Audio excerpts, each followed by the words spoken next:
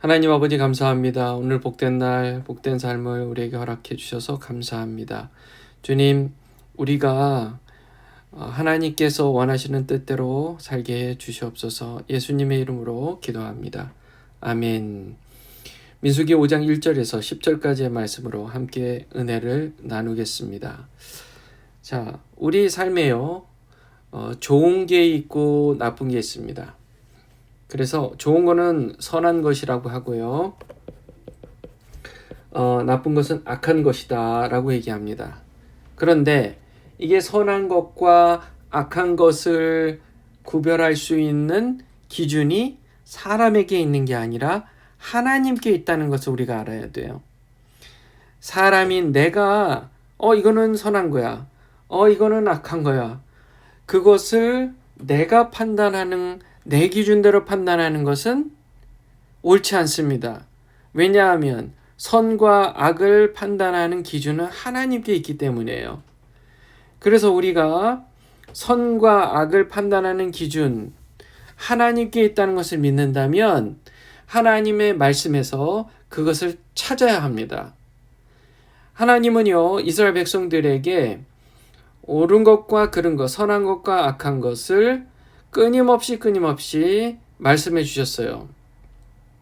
자, 오늘의 말씀 안에는 이런 게 있어요. 하나님께서 모세에게 말씀하십니다. 이렇게 명령해라 하는 거예요. 즉, 모든 나병 환자와 유출증이 있는 자와 죽음으로 부정하게 된 자를 다 진영 밖으로 내보내라. 남자든 여자든 상관하지 말고 다 진영 밖으로 내보내라. 누구를요? 나병 환자, 유출증이 있는 자, 죽음으로 부정하게 된 자. 죽음으로 부정한 자가 뭐예요? 시신을 만진 자를 얘기하는 거겠죠.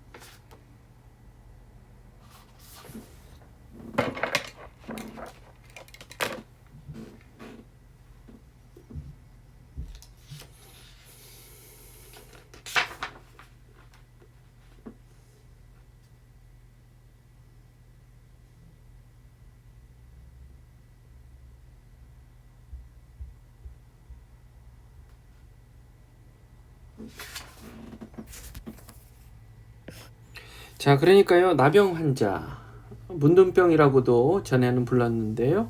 그 전염성 피부병이라고 하는 나병 환자 또는 유출증, 이거는 뭐냐면 이제 여성의 경우는 월경, 그리고 남성의 경우는 사정증, 뭐 그런 것이 포함되는 거예요. 그러니까 성기에서 그 분비물이 그렇게 나오는 그런 질병이 있는 경우 또는 그런 여인의 그 월경의 기간 동안에를 다 얘기하는 겁니다.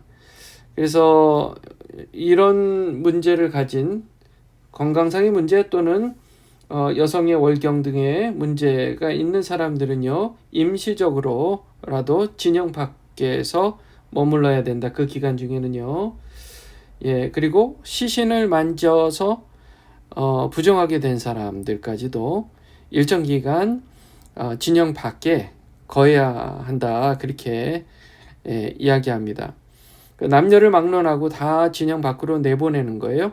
그래서 그 진영 안에 있는 사람들과 섞여서 더럽히지 말게 해라.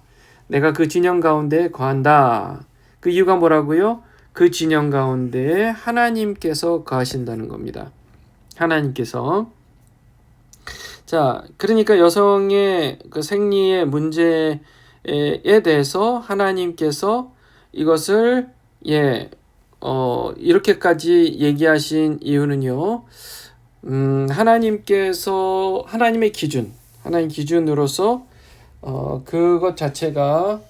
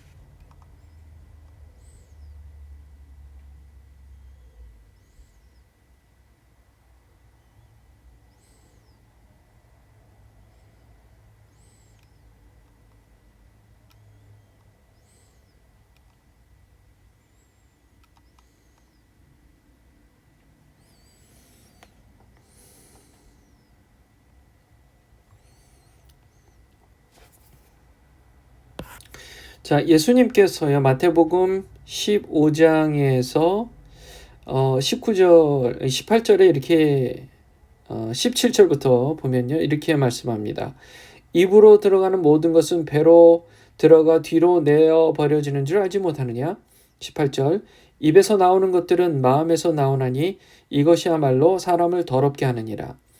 19절. 마음에서 나오는 것은 악한 생각과 살인과 간음과 음란과 도적질과 거짓 증거와 회방이니 이런 것들이 사람을 더럽게 하는 것이요 씻지 않은 손으로 먹는 것은 사람을 더럽게 하지 못하느니라. 이렇게 말씀하시죠.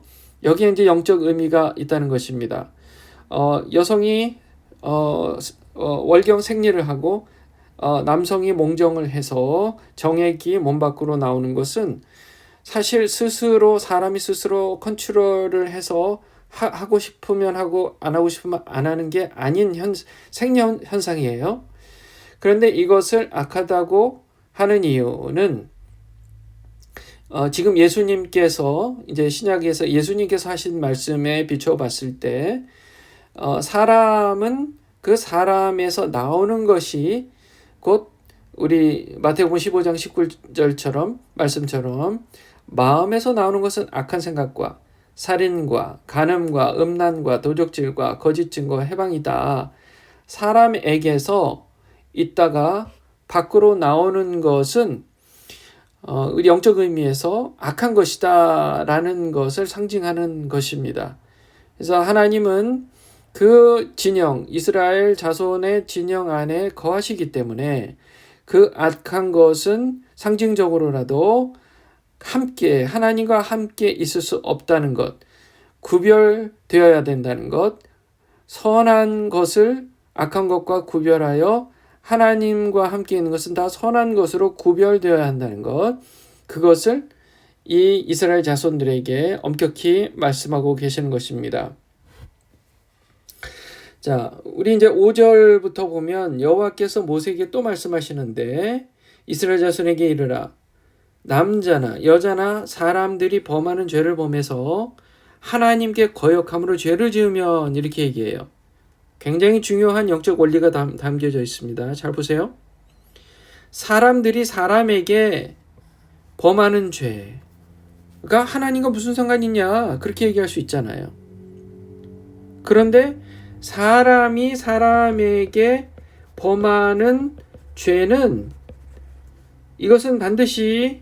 이 죄는 반드시 하나님께 거역하는 죄라는 겁니다. 이것은 곧 하나님께 범하는 죄다. 자, 우리가 사람끼리 뭔가 잘못을 범했어요. 그러면 하나님의 창조 질서, 생명의 질서에 대한 거역인 겁니다. 그렇죠? 그 지은 죄를 그렇기 때문에 하나님 앞에 자복해야 돼요. 회개해야 됩니다. 스스로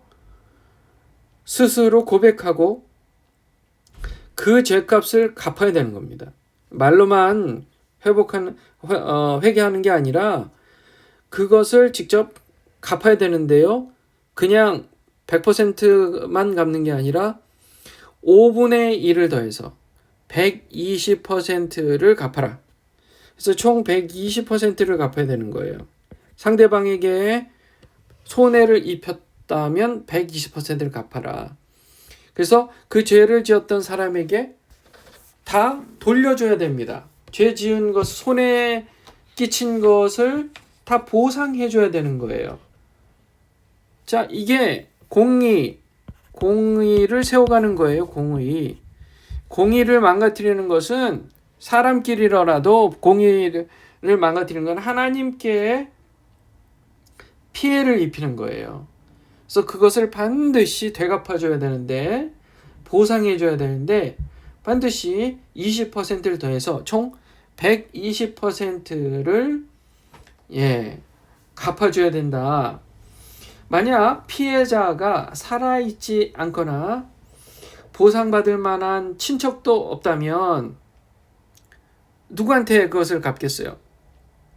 그거를 보상해줄 만한 대상이 지금 살아있지 않거나 친척도 없어요. 만약에 그 사람이 살아있으면 그 사람에게 120% 갚고, 그 당사자가 살아있지 않으면 가장 가까운 친척에게 갚고, 또 친척도 그럴 만한 친척이 없다면 하나님께 그것을 갚아 드려야 된다. 즉 제사장에게 그것을 돌리는 겁니다.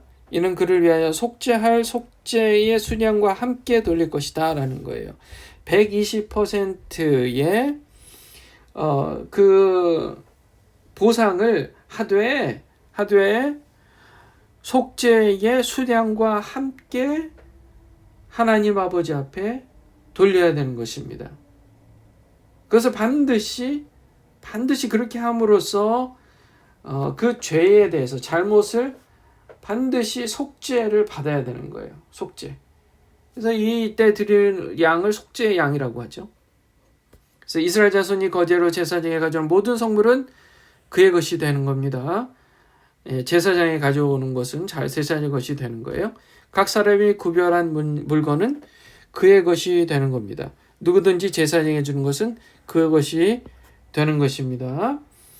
자, 그렇게 하나님은요 지금 이 이스라엘 백성들에게 공의를 세워가는 방식을 알려주고 있는 것입니다.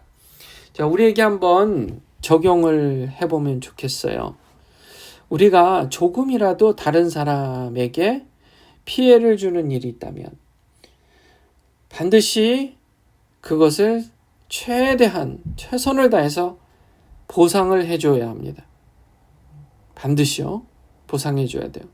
그런데 그 보상해줄 사람이 지금 도무지 만날 수도 없고 만나기도 어렵고 그런 상황이라면 그것을 하나님 앞에 대신 보상함으로써 그것을 그 하나님 앞에서 하나님께 거역한 죄잖아요. 그것을 해결해야 된다. 그런 것입니다. 뭐든지 다 그런 거예요. 뭐든지. 그래서 우리의 영적인 것, 정신적인 것, 육체적인 것, 이 세 가지에서 모든 것에서 선을 선택하며 사는 것. 악이 아니라 선을 선택하며 사시는 저와 여러분들 되시기를 주님의 이름으로 축원합니다. 기도하겠습니다. 거룩하신 하나님 감사합니다. 우리가 그 하나님의 의를 따라 최선을 다해서 살아야 될 텐데 우리가 부족하고 연약해서 때로는 선악의 기준을 나한테 두고 내가 생각하기에 옳은 것, 내가 생각하기에 선한 것을 따라 사는 경우에 너무 많은데 용서해 주세요. 또 그러다 보면 다른 사람에게 나의 이기적인 생각 때문에 손해를 끼치는 일이 있다면 하나님 그것을 꼭 최대한 갚아나가는 보상해주는 선한 의로운 마음을 우리에게 더하여 주시옵소서. 예수님의 이름으로 기도합니다. 아멘. 이 말씀 깊이 묵상하시고 계속해서 트럼프 대통령과 미국을 위해서 기도해 주시고 그리고 이스라엘 우크라이나 전쟁 하루속히 끝나도록 여러분 기도해 주세요. 이스라엘 전쟁이 다시 좀 격화된다고 해요. 하나님 긍휼히 여겨주세요. 불쌍한 사람들, 아무 죄 없는 사람들 주여 정말 고통 가운데 있는데 불쌍히 여겨주세요. 하루속히 전쟁이 끝나기 원합니다. 북한 땅이 하루속히 열려서 복음이 들어가게 해주세요. 영적으로 육적으로 죽어가고 있는 북한 주민들에게 하루속히 생명의 복음이 들어가게 해주세요. 그리고 지금 한국에 정말 전국적으로 큰 산불 때문에 지금 아주 위기 상황입니다. 그리고 대통령 탄핵 심판 결과가 아직 나오지 않은 문제로 그리고 또 싱크홀까지 발생해서 어느 지역에 싱크홀이 큰 20m가 직경 20m가 넘는 싱크홀이 발생해서 한 명이 또 사망하고 또 한 명이 또 크게 다치는 그런 일이 있었고 여러 가지 지금 한국의 복잡한 상황인데 여러분 기도해 주세요.